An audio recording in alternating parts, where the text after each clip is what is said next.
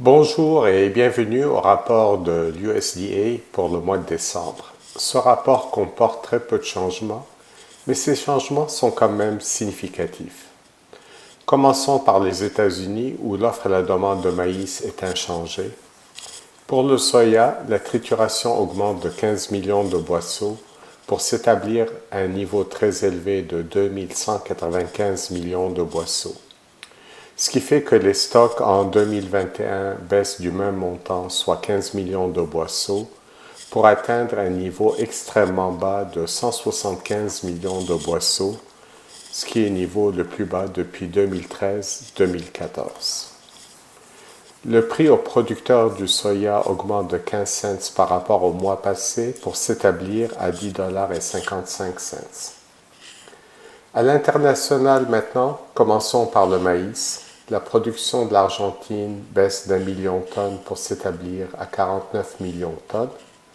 Celle de l'Ukraine, par contre, augmente d'1 million de tonnes, ce qui fait que les exportations ukrainiennes de maïs augmentent d'1,5 million de tonnes pour s'établir à 24 millions de tonnes, comparativement à 28,9 millions de tonnes l'an passé. Les importations chinoises de maïs bondissent de 3,5 millions de tonnes pour s'établir à 16,5 millions de tonnes, un niveau très élevé. Maintenant, passons au soya. La production de l'Argentine baisse d'1 million de tonnes.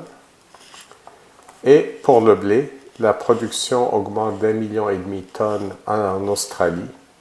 Et quant aux exportations de blé, celles-ci augmentent d'1 million de tonnes en Australie et au Canada. Finalement, pour la Chine encore une fois, leurs importations augmentent d'1,5 million de tonnes pour s'établir à 8,5 millions de tonnes. Alors, ce rapport est-il vraiment neutre?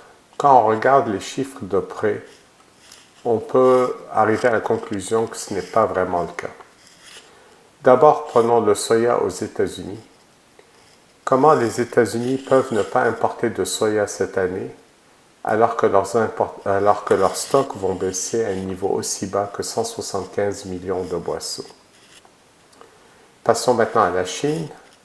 La Chine qui va importer des quantités records de maïs, sorgho, orge et évidemment soya cette année. Et leurs importations de blé vont atteindre le plus haut niveau en 25 ans.